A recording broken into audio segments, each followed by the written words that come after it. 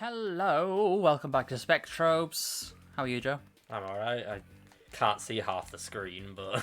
Yeah, the mic arm is a little bit in the way of the screen right now. I'm just going to move slightly closer just because I was, shifting myself off the edge.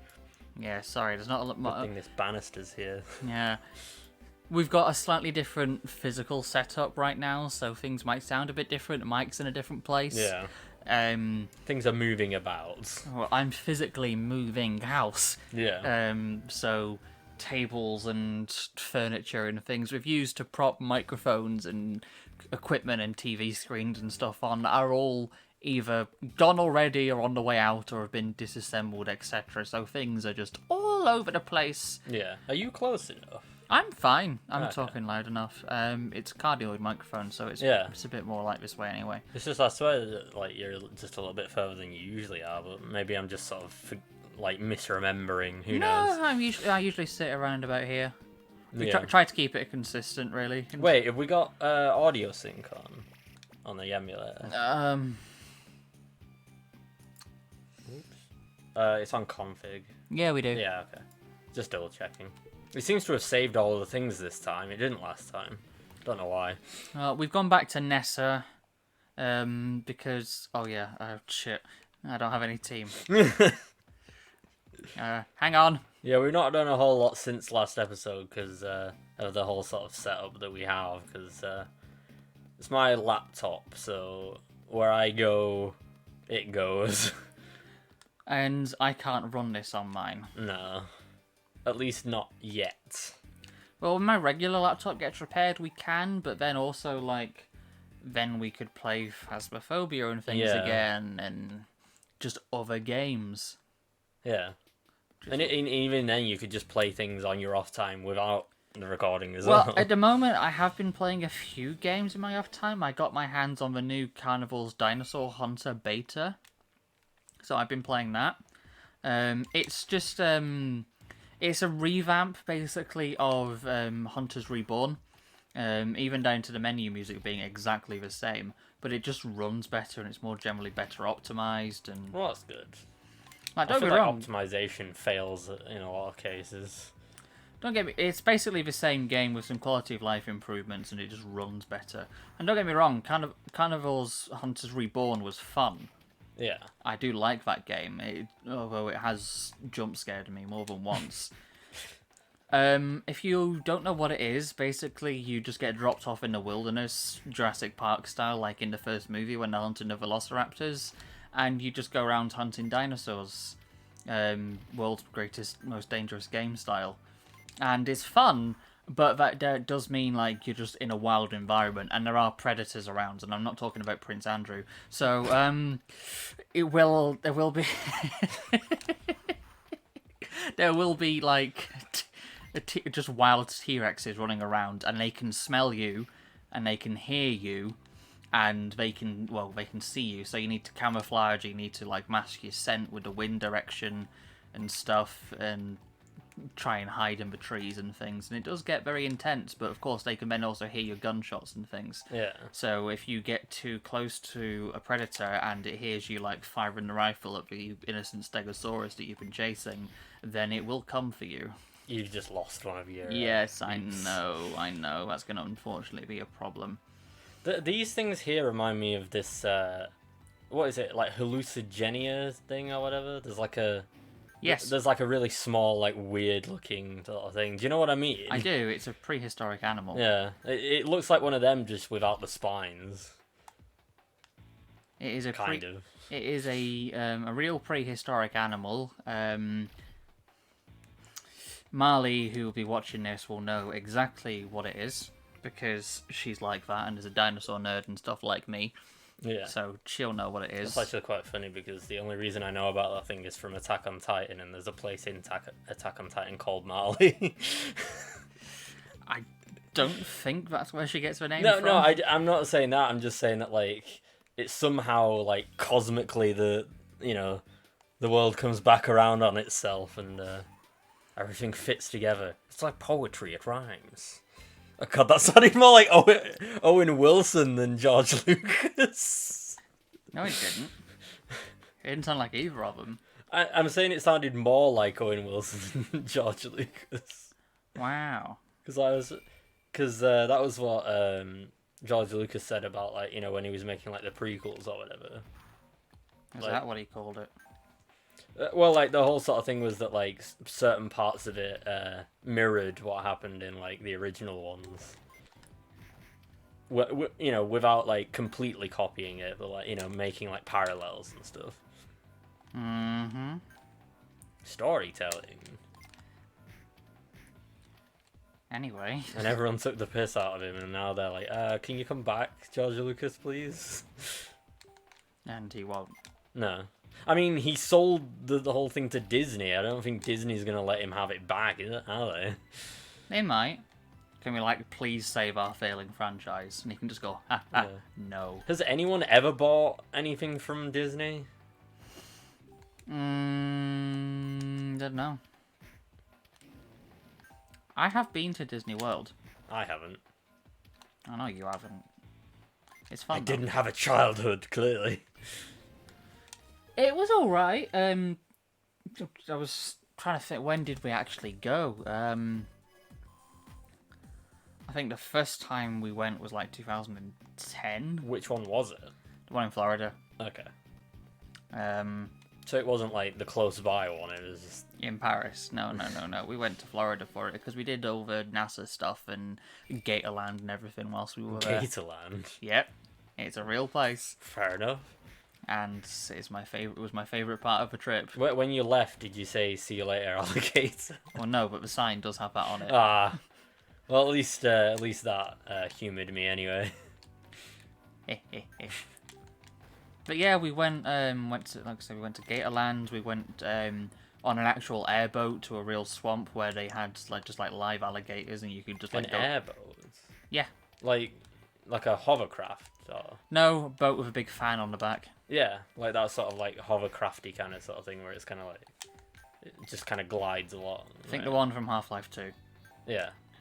Yeah, went on one of them looking at just wild alligators where you can just like go see them in the natural habitat that and dangerous? stuff. Extremely dangerous. I'm in danger. But we did it anyway, and that was quite fun. We did NASA. We did Universal Studios as well. But the last time I went was 2014. Yeah. I wish I'd been to any of those three places. But yeah, we did like Epcot, Animal Kingdom and stuff. So that's why I said I'd, in response to the meme you sent me before. Wait, I can't even remember what meme I've sent. I sent so many memes. It's the one where the person was blocking out part of the sign. Ah, yeah, that one. Yes, that one. So instead I don't know if I'll be able to show that actually. Instead of it saying Animal Kingdom, it looked like it said something else. Yeah. And you can probably work out what that is from the letters in the name. Yeah. And I will say no more. It's kind of like that whole thing with Nancy Drew in the pachinko situation, where if you like cut out the pa in pachinko. Oh, that is actually a good point, because that is the most recent episode which has gone up as of recording this. Yeah. As of recording this, though, it probably won't be by the time it's out. No, by the time this is out... What, this is episode 7? We should never promise when this stuff is out. It comes No. out when we're able. Yeah, but if we're trying to stick to a schedule, by the time this comes out, Nancy Drew should be on episode 12? I don't know. Maybe 12 or 13 will be the most recent episode, or the next one to go up, depending when this comes out. Hopefully, if we stick to a schedule. Yes. Emphasis being on the if. I'm in the middle of moving fucking house. Yeah. We've got bigger fish to fry, or whatever you would say. Yeah, I Your don't blue know. one's not doing very good. Yeah, I know. He's only got like 40 odd health left. But Although they're not doing very good either. Like one hit, like one health or whatever. yeah, I don't know if I'm gonna keep the blue one around. He's quite hard to aim with, but he's better than the leopard we had before. Just walking into the rock. Yeah, it'd be like that sometimes. Here we go. Oh, it's one of these again. It's the Jammy Dodger. Oh, it chugged a bit then. I don't know if you saw that. A little bit. The Jammy D. Is the audio working fine for you? I'm guessing I can hear it. you can hear it. Okay. And you already know what it sounds like. Yeah, I do. I played this game so much as a kid. I just know the sounds. Yeah. Could you imagine like it was like a bootleg or something? It was playing completely different sounds, and then like finally the episode comes out, and you're like, What the hell is this? I didn't sign up for this shit. Although sometimes like some of the sound effects seem as if like someone put them in as like a joke, like the noises and everything. Understandable. It does. It is a stock sound effect. Yeah. So yeah, It's like if you died and it just went ah, like like the Wilhelm scream. yeah, that was a great impression. Thanks, Joe. It's hard to do, all right. You try it. No, Exactly. I'm not even gonna christen your eardrums. You with can't. Don't even try. That. Now there's a reference. I said, "Shut up," as in close your mouth and stop talking. Yeah. It's a good episode, that, to be fair. We're making Star Trek jokes. Yeah. But to be fair, I was making references to the voyage home before we were talking about the whale. Yeah. So go figure. Not that you've seen that, so you wouldn't know. Have you seen any Star Trek? Aside from just like... I mean, I've seen bits of Next Generation. Yeah. Bits of whatever else you've sort of shown me. Like memes and things. Yeah, and I've seen all 3 of the newer Star Trek films. The Kelvin verse ones, yeah. The Abrams Yes. stuff, yeah. The Kelvin timeline. Although I haven't seen the first lot of those. Like the motion picture, Return of Spock, all that kind of thingy Khan or whatever. The Return of... The Search for Spock, that's what I mean. That's like the bootleg version you can find in the VHS The Return stores. of Spock. So I mean, you go into... It makes sense. You go into Blockbuster and it's a straight to DVD version of like the like Revenge of Spock or something. Exactly. I'm not gonna edit in a Photoshop crap cover or something. I could, but I'm not going to. No, that'd be up to you because I'm certainly not doing it. You can imagine what it looks like, viewers. Or listeners, in if fact, you're listening to this as a podcast. Unless That's basically you what want to this make is. one yourself, and Sure. there's no real way to like contact us though. Yes, my PO box is so My PO box is redacted. that just makes me think of the SCPs we were looking at earlier, with the data expunged. Kind of reminds me of Portal as well. Portal, I guess, is sort of a thing that. Portal 1 was terrifying. Yeah, but like, I feel like that's like a cool one for the show at some point, because it's a fairly short game, but it's a very nice atmospheric one. Yeah, I could beat Portal 1 in about just under an hour. So. Yeah. And it's weird to know that some people just don't know, like, because it's like Portal 2 was like the one that like made it big, but the first Portal, I don't know how many people have actually played that one. I think the first one's better than the second one. Yeah, but like the second one is like the higher concept, higher budget one that like more people have probably seen. Don't get me wrong, I love Portal 2. I like its narrative, I like the characters, it's funny, it's well written, the puzzles are fun, and it's just an enjoyable experience. The co-op is good. Yeah. I like the aesthetic of Aperture Science. I like the travelling back in time to the different time periods. There is less mystery though. Yeah, it's very linear. That's the problem I have with it. I wish there was more exploration whilst doing the puzzles. Which I felt you had a little bit more of in the first game. Not so much, for obvious reasons. It's still a linear experience, but I don't know. The first one, it was very bare bones, and you could put together the story Yeah. yourself. I feel like the first Which one I also like. wasn't like nearly as comedic. Like it was No, a lot more sort of like based on the atmosphere of Yeah, being which there is alone. that's the thing. The first game I find incredibly creepy, Yeah. and that's why I love it, because GLaDOS is terrifying, Yeah. and you're just in this facility by yourself. Yeah, it's the It's just- juxtaposition, isn't it? That's of, why I like, love it. It's like all creepy like that, and then you just get like these like jokes every now and then that it just sort of it almost catches you off guard whenever it happens. Credit to Valve for writing it, because it is a genuinely very, very good game. Yeah, and it's probably a good thing that I wouldn't say it's they my don't favourite count game. up to 3, because I feel like at this point nothing would live up to the hype of another Portal game. Well, they've been supposedly working on a Left 4 Dead 3 for the past 10 years. And, Yeah. Half-Life 3 for even as long. Well, like they Watch it sort come of- out like next yeah, week. they sort of made a Half-Life 3. Well, yeah, Like kind they made of. the VR one. I mean, stuff in the files was labelled as HL3, so Yeah. I guess, but it was a prequel, wasn't it? So Yeah. I haven't played it. But it's like it's such an old dead meme at this point. Well, we got Epistle 3 from the writers, didn't we? So A what? where's my mouse gone? There it is. Basically, the guy who wrote the Half-Life story left Valve, Oh right. and on his own blog, he just published like the rest of the story. Ah. But he changed the names of the characters for obvious legal reasons. But he basically summarized like this is what happens next. Yeah. So we're never gonna get it. So he did a Nosferatu by just like, publishing the sort of thing but without like getting into legal trouble. That film turned over 100 this year, Yeah. which is amazing. Well, it is 100. Yeah, it is 100 this year. Because I think you had to do that when we were in, Because in college, didn't you? Yeah, it's a 1922 film, so it is 100. Yeah.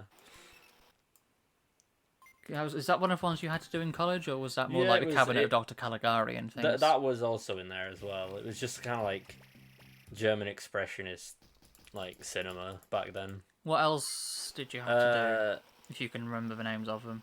We did Metropolis. I is one of was them. going to ask. I fucking love Metropolis. Yeah. It's such a gorgeous movie. I think it was just those 3 that we focused on though. Did you not do anything like? Oh, I was gonna like. There was a few others like the early Dracula film from 1920 and stuff, and there's a very early Frankenstein Yeah. and Mummy film as well.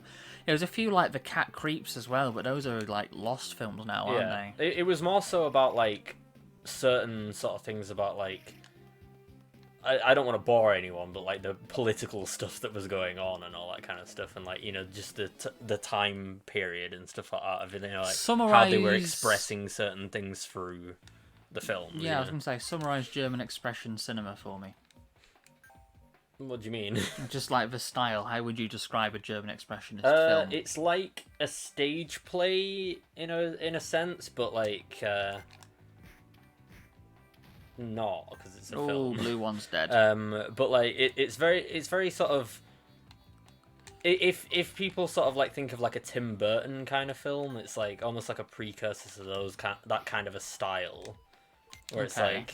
like things are kind of I'm like dead. things are very like distorted and very like weird looking, but like over exaggerated faces and stuff like that, because like they basically didn't have like a full concept of like what a film should be like, as opposed to like any other kind of like like visual art like that. So instead of, especially because they couldn't speak in them either, they had to like ham it up in the performance. What was the first film with speech? A talkie. I'm not sure. I know that there was like the first one that like included synced up sound was like, I think it was called like the Jazz Musician or something like that. It's something to do with like jazz or whatever that had like the music syncing up with like the visuals or whatever, but I'm not quite sure what the first like actual speaking role sort of was. Something I would love to go back in time to just witness that. Yeah, because there were times where like it wasn't even like you would watch the film, but there wouldn't be like any like sort of stuff to like get the sound from, someone would just literally be playing the Yeah, music as the thing you'd was have going. a sitting theatre pianist Yeah, or yeah. something, or in some cases a full orchestra Yeah, with something like Phantom of the Opera. yeah. But like it was a lot closer to just going to like a theatre performance, but I guess less interaction. Well, that was I suppose at the time that was the closest thing. Yeah, that's what I mean. Is that like there wasn't really like a standard for films. It was just like making it up as you're sort of going along thing. Oh, we do that, don't we? Kind of like how with like video games, like back in like the early days, it's like what can we do with this technology, and it's like I don't know, just put like space and like sort of have things shoot other things and like sort of, especially when they were trying to compete with like arcade machines, which like had like way more power compared to like stuff that you could get in the home and everything. Well, yeah, an arcade cabinet is probably like 10 times as powerful as a home console at the time for 1970. Yeah, I feel like it's regressed now though, because like if you go to an arcade, if there are any like still going about or whatever, 'cause Not there generally. aren't as many, but like they're nowhere near as like polished anymore because like everything else has caught up way past it. I mean, the only arcades I know of, which is the two that are near us, just have old games in anyway. Yeah. But it's like if you go in there and you find like a 3D People game don't or really whatever, make arcade games anymore. you'll get like House of the Dead or something like that, and it's like Yeah, it's just like House of the it's Dead. passable. But And specifically like House of the Dead 4 or something. yeah, They had that in the cinema for years. is didn't House of they? the Dead for the one with the shotguns, or I don't know. because they all had different guns? I think the first one had. Like, I just a handgun. always remember seeing it in the cinema. If we went down, the one near where you work. Yeah, It would just be in there next to like where you get the popcorn and shit. Was just a Yeah. House of the Dead 4 cabinet, and you just always walk there past might it. still be something like that there. I'm pretty sure there is still like a small arcade area. I don't know if that game specifically is there though. I know in the place where I sometimes volunteer for doing work, there's a Mortal Kombat 2 machine. Yeah, And there is also, funnily enough, a House of the Dead 2 in there as well, and I think there's a Gallagher machine in there as well. yeah. Yeah, but no, people don't really tend to make arcade things anymore. Although, Yeah. speaking of arcadey type things, a friend of mine who lives in Australia was going around doing some stuff because coincidentally she's also moving house. Everyone's moving house at the minute. This is the moving Apart house. from me. This is the moving house podcast episode. Maybe that's what I'll title it or something. But yeah, she was out and about doing stuff, and then she sent me a video of something she saw whilst about, and it was an old original from 1991 Sega UFO claw machine cabinet. Yeah. And it was playing Sonic 1 music, although when she messaged me, it was like, it's playing Sonic the Hedgehog 2 tunes. I'm like, no, it isn't. You're like, oh, It's Sonic 1. It's actually. doing a little bit, but it was still in like perfect condition and and worked, and then we just went on a rabbit hole of how much would actually be to buy one of those. It turns out they're like £3,000. Yeah. So I'm not going to have a Sega UFO in my house Because anytime no soon. one's making them anymore, so I there's only a certain amount of them in the world. I want to get a fully working arcade cabinet of Sega Sonic 1991. Is that the one with like the 3 different Sonics? No, it's the one with Mighty and Ray with the trackball controller. Because like, isn't the one where there's like on the title screen there's like There's a 3 red and you different... go, yes, there is. It almost feels like Four Swords Adventures or something. A little bit, yeah. Unfortunately, I forget the name of that one. I believe it is. It came out around the same time, and it was a Japanese exclusive, much like Sega Sonic Arcade. But they did show up in a couple of home console ports for. Not console ports, home console games for the Japanese version of the Sega Master System, where there's like a puzzle game, which is kind of like Puyo Puyo crossed with Tetris, where you have like the 3 heads of the different Sonics and you have to line them up to like clear blocks and things.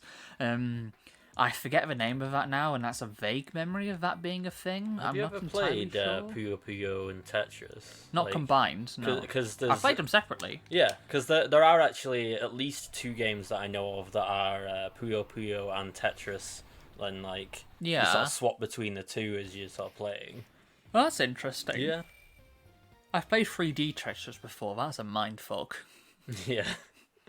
But like we could probably play that at some point because it's like the same sort of like things happens where it's like, you know, if you get like a bunch of stuff in Puyo Puyo that'll like send like, you know, stuff over onto like the Tetris side, and then the Tetris stuff will like send stuff over to the Puyo Puyo side and everything, and it's all quite hectic, especially if you put on like, you know, all the power ups and all that kind of weird stuff. Sounds interesting. If maybe we can play it at some point, but I would like to see if we can get a hold of maybe an emulator to play those weird Sonic games. Yeah, Because like I know Sonic Drift is Japanese exclusive. Drift 2 is on the Gems collection, but that's if we're legally allowed to do it, because I don't know like what the like Japanese laws are for like certain things that aren't outside of Japan. You know? no, it'll be fine. It'll be okay. You sure? Yeah, I'm positive it'll be fine. No matter what game we're playing, it always comes back to Sonic. Yeah. Sonic or Mario. I guess because like that's like basically our things. Yeah, you're a Mario person, I'm a Sonic person. That's the thing. I'm also a Luigi person actually, but yeah. I guess, well, they've had that much of an impact on the gaming industry, but we have to talk about Yeah. them in a way. Also, fun fact: Mario isn't the same species of Luigi according to the wiki. Oh yeah, I forgot about that. Like they call Mario like Homo Nintendius or something. yeah, and then Luigi is just Human. Yeah, it's they're like they're not the same. I can't tell if it's like more worrying that like Mario's like this like, you know, sort of like weird kind of whatever species and then Luigi's human, or the fact that Luigi being human looks so different from the humans that are actually in the Mario world that don't look like him. Like, Yeah, that's a disturbing thought. because when we eventually get through to Odyssey, like there's literally just like people walking around and he looks nothing like them. Well, even Pauline looks extremely different. Yeah, she looks kind of like a mix between both.